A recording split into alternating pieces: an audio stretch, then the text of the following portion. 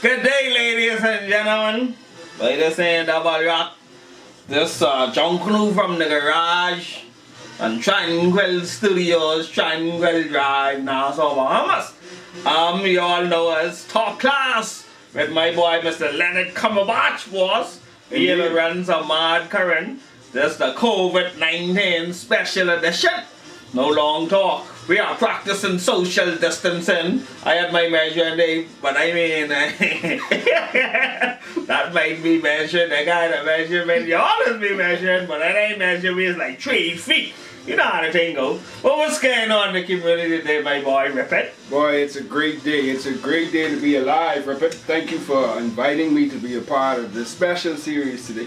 Yeah, boss. We got a lot to talk about today. And a little bit of time. Well, we had a lot of time, but we ain't trying to spend that much time talking today, boss, because we had some other things we got to do today. Well, you know, the last time I checked, we was on 24-hour lockdown in curfew, so we ain't got nowhere to go on. We got this time, my friend. Why? Real right. Well, today's show is partly sponsored by Party Crashers. We here have one of the Party Crashers' newest drink, the Monkey Tamarind Mojito. Indeed, my boy. The current is on and it's well pumping. You know how the thing goes. But first of all, don't mind our humor today means that we don't take the COVID-19 serious, but in order to get over trying times, you gotta have some humor in there, you know what I mean? Like I say, all wake and no play make John a dull boy. You know what I mean? So you gotta get your little humor here and there. But first of all, we want to thank all the people on the front lines, especially all our young group people on the front lines. We have doctors, lawyers, listen to me, lawyers. You got doctors, nurses, policemen, defense force officers, custom immigration, prison. Oh, we get the whole medical staff, we get everybody, even the prime ministers, the young group, my boy. So we gotta big them up, and I gotta say thank you to them for keeping us safe and keeping the healthcare system booming, you know what I mean? So at this time a lot of people are scared to even work in the healthcare industry, boss, the COVID-19. Nowadays you gotta go to work and deal with these people and then come home to your family and you ain't know what's going on. If you bring home like something to your family, you see what they say? Serious issue, boss. So you gotta practice your hygiene practices, what they tell you, wash your hands, sanitize, you know what I mean, practice social distancing and all that 9 yards. Stay home.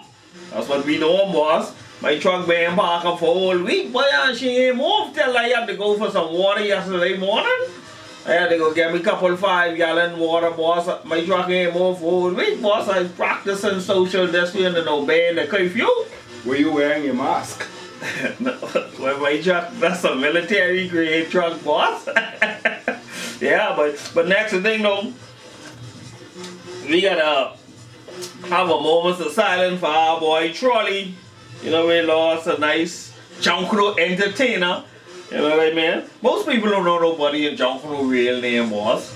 You know he real name? I did. Actually, I know him a very long time. Yeah, Jason Allen, right? Jason Allen. Again, a lot of people, he became very, very popular in the Valley Boys. Yeah. His junk canoe career spanned and rooted back to Roots Junk Canoe Group, Oh, right? So okay. we came up as younger guys in Roots when Roots initially started. So I had an opportunity to get to know him on a personal level. And I think it's fair to say that he was not just a great junk canoe or a great junk canoe entertainer. He was also an amazing human being, an amazing law enforcement officer. Yep. And you know, those things we can't take for granted. We have to pay him the respect which is deserved and which is desired at this particular time. So definitely let's give a moment of silence to the great Trolley.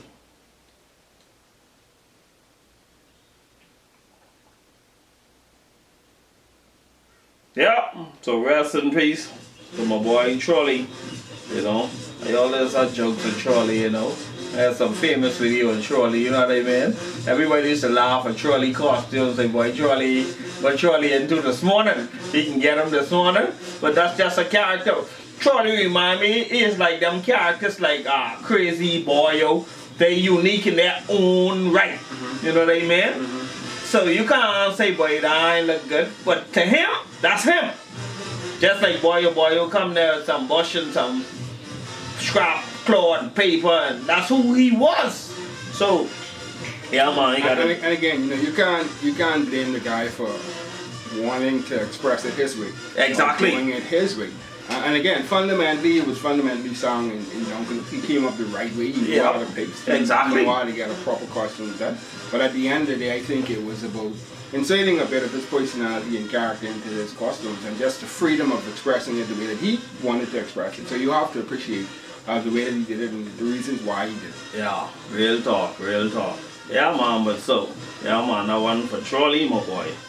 Well, this COVID-19 pandemic is going on, but a rude awakening for the Junkanoo season, father. We get so much aspects and different ways to look at this from many angles. First of all, you get most of the major group sponsors are closed down right now.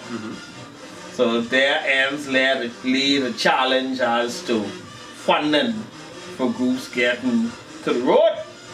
And even talking about funding, but if we get into the road, I think that's the greater question, right? So, if we get into the road.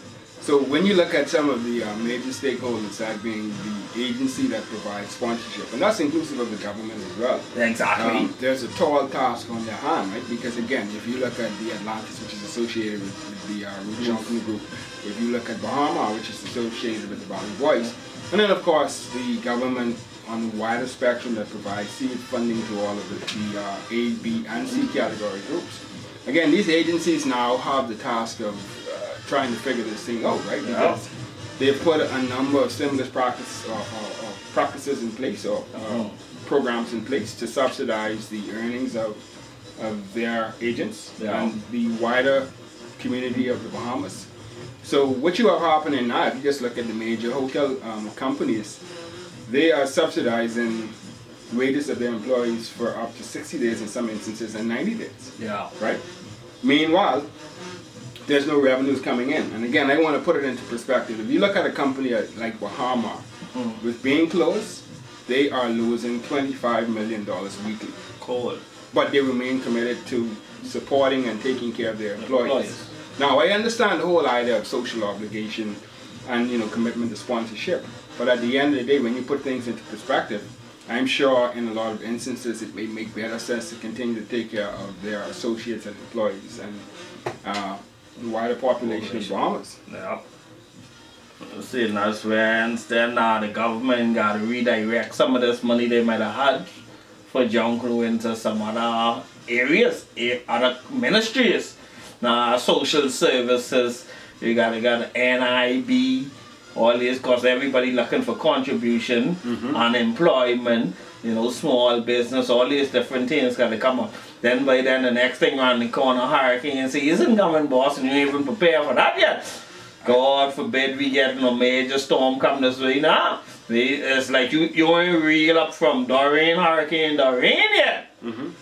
And you didn't get this a pandemic. Now then if another hurricane, you definitely ain't be no Junkanoo after that, boss. Or we might get to look in as alternative measures.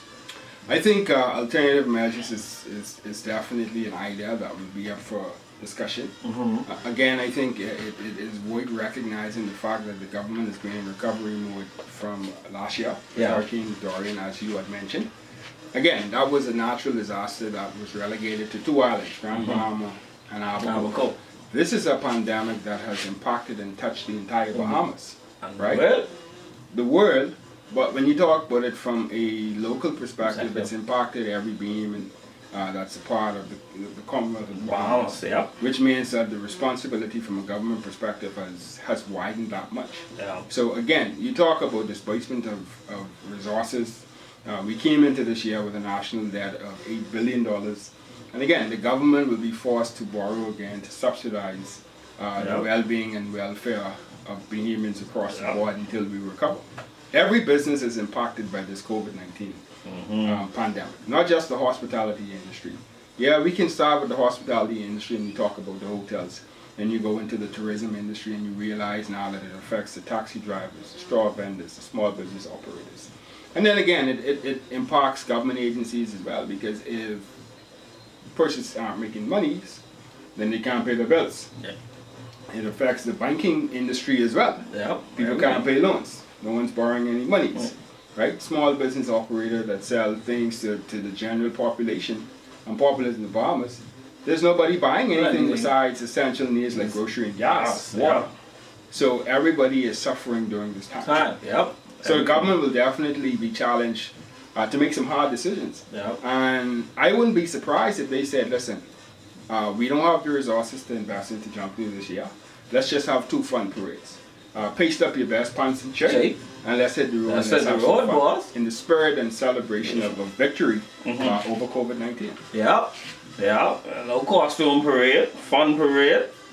I always wanted that, boy. Real talk. I died of waking up. I won't get back to the day when I could go to Bay Street with one little plastic bag in my hand and jump in the line. You ain't got to worry about calling no big truck and no flatbed to come carry a costume. Everybody can walk down there. And then individually, people are strapped for cash, so they can't put into a costume what you want them to put in. Half of them are unemployed. I'm going to lay off, and you ain't know when they're going to get a job back. Like the Prime Minister say, economic time coming, boss. We got to face that. I will tell you, right? So, there's a lot of optimistic thinking around when this thing will pass, right? Ultimately, the Bahamas will recover as the Americas does. Yeah. Right? So when you look at where we feed from the hospitality and tourism industry, 82% of the persons that come to this destination on an annual basis comes from America. So as long as America is impacted, the Bahamas will be impacted. So if you want to talk timelines, there's some persons that saying 60 days, there's some persons that saying 90 days, there's some persons that saying 120 days. I listened to a conversation from the Deputy Prime Minister last week, and essentially he's predicting that this thing will be around, the effects of this COVID-19 will be around until September, October. Wow. Right, which is 6 months from now. Now, here's the reality of that. You have persons right now at this particular time that's just temporarily laid off. Yeah. If things don't recover within 13 weeks, then organizations will be forced to make the decision to permanently sabotage with associates and employees until things kind of recover, which makes things even that much more worse. Right? It's a real sort of situation, and I will tell you, as an avid Junkanooer, that's essentially done Junkanoo pretty much all my life. If the government took a position that we are going to do 2 fun parades, I would not be offended in any way, shape, or form. No, you can't be offended with the situation going on right now. It's only common sense, boss. It's only common sense. You can't expect them to give you thousands of dollars when they need to redirect that thousands of dollars. They're probably saving your life, my life, and anybody else's life. You need to go into healthcare. Yeah, I mean, listen, put the decision in your hand. Right? If you were a major decision maker, and you had to decide, do we facilitate and fund Junkanoo for people to go on the road and express culture, or do we provide meals for people that can't afford food? Do we invest into the healthcare system? Do we invest into national security to make certain that our borders are protected and foreigners from other land aren't invading our country just trying to find a better life? I think if you are forced or faced with making that sort of decision, then for me the decision is very easy, right? It's about the well-being, the greater good of Bahamian people.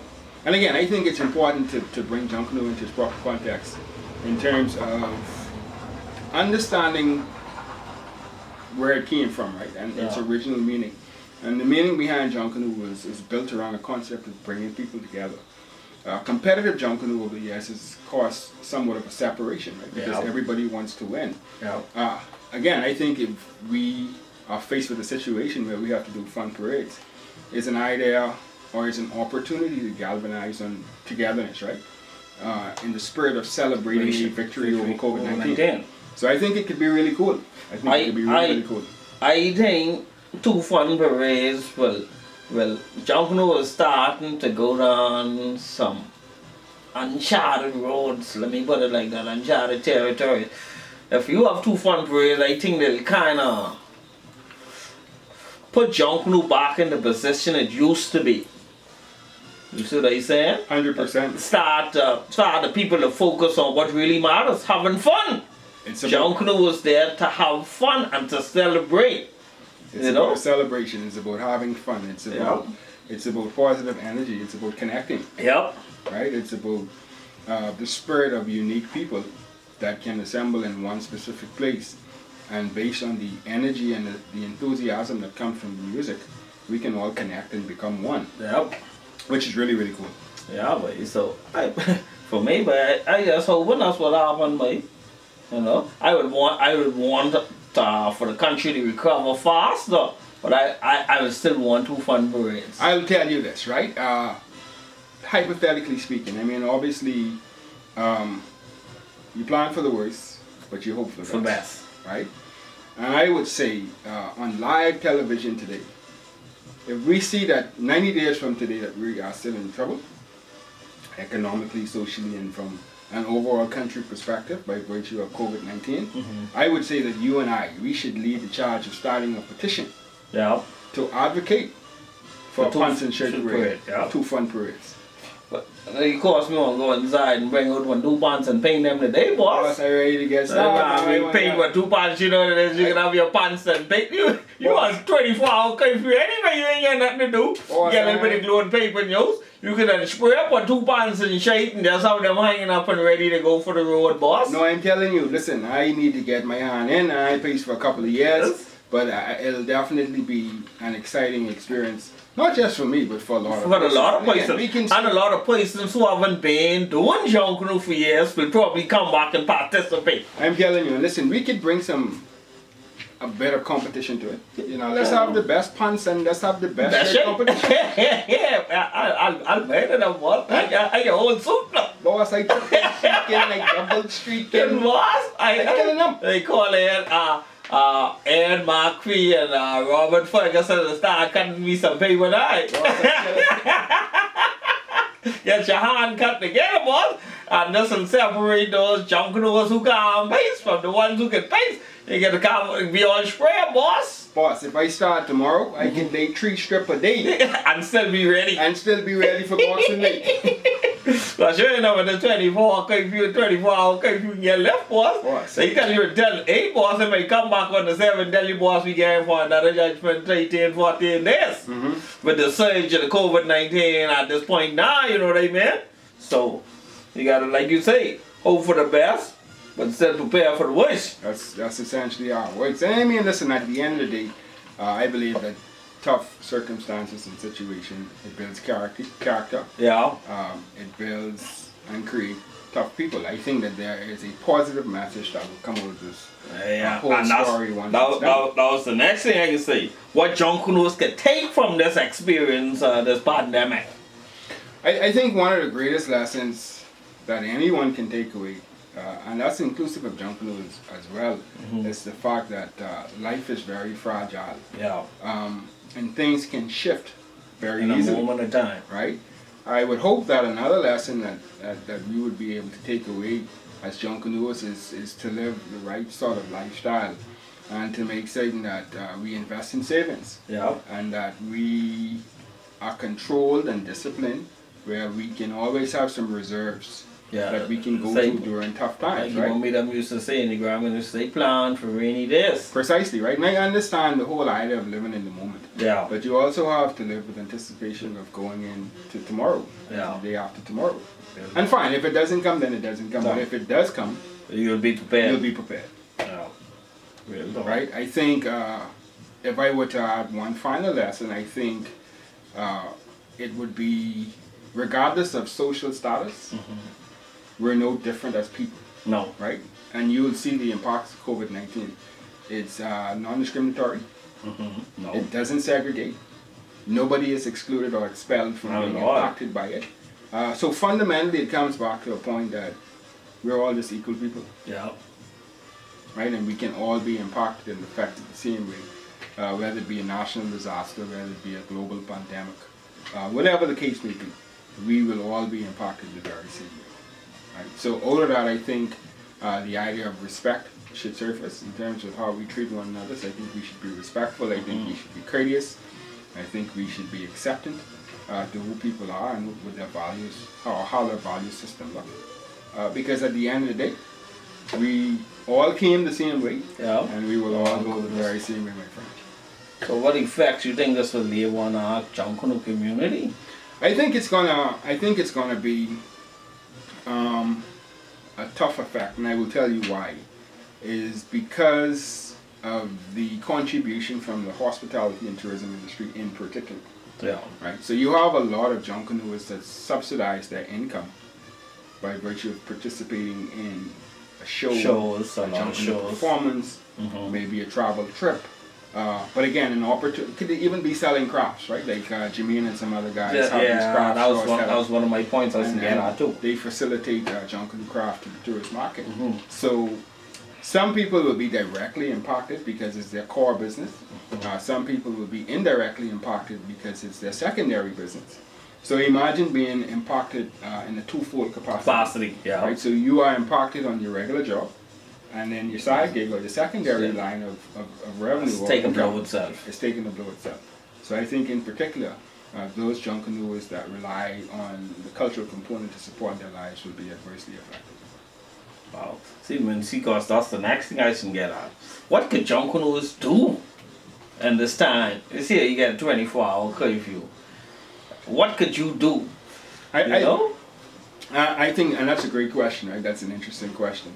And I think it's pretty much going to be determined by where we are in our personal life as individuals. But I think it's a great opportunity to work on personal development, self-development, self-enrichment. I think it's an opportunity to learn and to grow as an individual. I think there's a great opportunity to spend more time with family in close confinements of your personal space, complying with the rules of social separation and distancing. But there are some valuable lessons that you can learn. And I will assure you, the Bahamas has always been a resilient nation with resilient people. Yes, sir. So we will overcome, right? Yes, sir. It's just a matter of staying the course and understanding how do you reinvent yourself once everything opens back up, right? Because there's going to be a call for innovation. There's going to be a call for creativity. It's going to be a call for redefining yourself. There's going to be no normal. Yeah. No. What's normal to us now? It ain't gonna be normal. It's not gonna be normal when we come out on the other side. Right, yeah. So we will have to get familiar with what we would call the new norms. Yeah. Right? And in some instances, it's gonna call for us to be different people.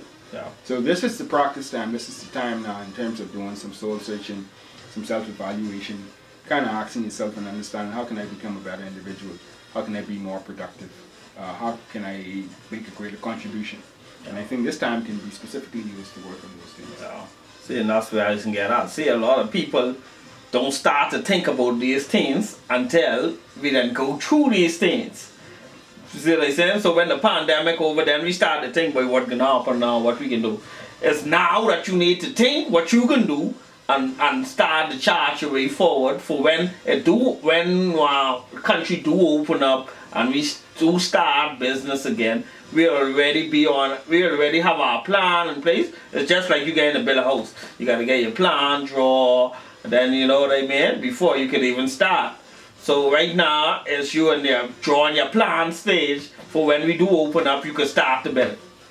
Yeah, so I'll tell you what's vitally important is that we have to understand that as individuals, we have to take responsibilities for ourselves in our lives, right? And we have to understand that the ultimate result is not the government's responsibility. We have to figure things out. The government will support and the government will help, but if we have a mindset that we will allow and let the government figure it out, and the government will be responsible for whatever happens with us, then I think we're setting ourselves up for failure. I think we independently have to take that bit of responsibility and try and figure it out on our own, right? Because if we figure it out to a certain level, and if the government supports at the end of the day, then I think we're that much further along the process when things really open. Sure, dog. See, and that's why I'm glad we having this conversation, because a lot of people just sitting on island, they know what they can do, you know what I mean? And now that we come to conversation, we plant a seed there, like, boy, you need to get yourself organized. You know what I mean? I'm just going to have to say, excuse me for 1 minute. Yeah, I'm going to have to do a Rodney Monk up. I'm getting a very important telephone call. No problem, sir. You take your phone call, boss. So you have no problem, boss. Hi, you have to keep it quick because I'm live on the air. What's happening? Where are you? I'm just through the back street over by Denny. We are on JNN Live. Just come through the second corner, you'll see a yellow and white house. Yes. Yes, there's an Army green truck in the yard. But came direct from Afghanistan. Partner, we have to go. We have some essential supplies are coming our way that we need to get delivered today. You know what I mean? So that's why I had to take that call urgently. Yeah, but I'm glad we had this discussion. You know what I mean? Let's see a lot of y'all like to watch Double Rock and JNN because there's a lot of humor in it, but we had a serious time, so we had to get some serious information out there. You know, we can come back with some humorous stuff. I don't want you to believe just over like that. Oh no, it's gonna be part 2. You know what I mean? It's gonna be a second part, but we just need to lay the groundwork for part 2. So we need to get you focused now on what you need to do and how you need for the rest of the season. Mm-hmm. You know what I mean? But you know, if I were to offer some wise words to Junkanoo brothers and sisters, it would be one, to take this pandemic very, very seriously. Very serious. And you know, to always make certain that you are 100% compliant with government regulations. Yep. The rules and policies that the Prime Minister has instituted. Exactly. Please adhere to it. Yeah. Right. You know, stay inside your homes as best as you possibly can. Yeah. Only go for essential needs. If you have to go to the doctor, a pharmacy, food store, a gas station, make certain that when you get out in the outside, you practice social distancing and keep good separation between yourself and other persons. And understand that during this time, it's not offensive not to shake a hand or to do a fist bump. Everybody understands what's at stake, and everybody understands the severity of the situation. And I trust that in the spirit of being able to define what is fake news and what is good news, spend some time watching the international news and, you know, examine the impact on China and examine the impact on Europe, Italy in particular. But more so, pay attention to what's happening in America, which is just our neighbors, right, just across the street. And I think if you spend some time just checking out and see what's happening, it's going to be a moment, a very sobering moment, where you understand how serious this thing is. So, you know, don't take it lightly. The Prime Minister, the CMO, they've spent a lot of time trying to create the respective and the responsible awareness around what's happening at this particular time. So I encourage you, you know, to be law-abiding citizens, to understand that you are not invincible during this time. It can come to anybody. And you have a responsibility of keeping the integrity of your health as well as your family health. So, you know, if I were to say something to you folks today, my Junkanoo brothers and sisters, it would certainly be that. Yeah. Continue to wash your hands. That's the most thing. Everybody needs to wash your hands. Why we should still be telling people to wash their hands, but that should be in the norm from you as a child. People being telling you, wash your hands, wash your hands, wash your hands. You know what I mean? So I want everybody to wash your hands, sanitize, keep your space clean. You know what I mean? Everything. Obey the curfews. Practice social distancing. You know what I mean? See, a lot of us in Junkanoo so used to socializing. You know what I mean? This right now, this doing something to us. Because we are so, Junkanoo is like a family.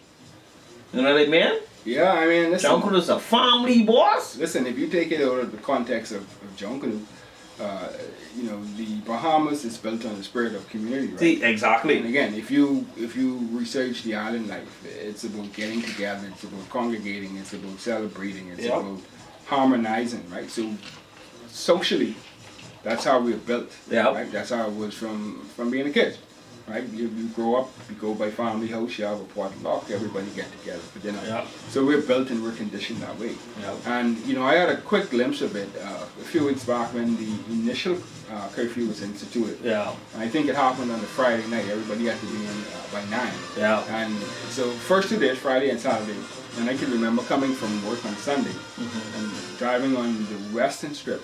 It reminded me of how a holiday used to look 15 years ago. That's the amount of persons that was still on the road. Still on the road, still on the beach, right? Because everybody was not in a good place after being contained for only 2 days. So I know that it's tough. I know that it is a arduous task. I know that it requires discipline. But we have to understand the independent and the individual contributions that we will make in terms of ridding our system and communities of this COVID-19 pandemic. You know, again, and you know, as I had previously said, or I kind of alluded to a few minutes back, I think whatever resources or whatever money is anybody has at this particular time, it should be specifically focused on only essential spending, right? It's essential needs. Yeah. So don't go out on the road and put yourself in a situation where you get a fine, or the government impose some sort of a fine on you where you have to pay $500 or $250 unnecessarily. Right? What you need for essential stuff. Precisely. Right? So the best way to avoid that is to stay on, right? The government has some specific rules. If you're going to be on the road, you call 311. You give them the identity of your car, your name, the license plate number, and you say to them, listen, here is where I'm going, right? Which means that if you remain disciplined to where you say that you're going, and if you encounter a police officer, your name and information will already be in the system. So you would be fine. Yeah. Yeah, but it's been an enlightening conversation. And like we said, we'll be back for part 2. But we'll have to finish up our serious session while we take in the session, take a little break. Enjoy some more Monkey Tamarind mojitos from Party Crashers. Absolutely. To all my Junkanoo brothers and sisters, continue to be model citizens, continue to lead the right way, take care of your families, protect your health, and let's get through this COVID-19 pandemic successfully. Start looking for our buns and shape, what you gonna need for the end for the 2 parades. Start putting them together. If you get your paint them and put them on the line, boss. You might think you freaking out. Boss, you ain't freaking out. Boss, what I'll say to my younger Junkanoo brothers in particular, you can't paste them straight leg pants, boss. Them pants too tight, you ain't gonna be able to get them on, boss. Everybody in the skinny jeans now, boss. You can't paste them skinny jeans because you ain't gonna get them on, boss. Those be in the parking lot, they shares, they box gotta cut their pants over trying to jump on them, boss. Anyway, we can be back for episode 2 of the COVID-19 special news break. On behalf of myself, aka Top Class, and my co-host today, Lenny Cumberbatch. See you soon. See you soon. Carrying on. Indeed.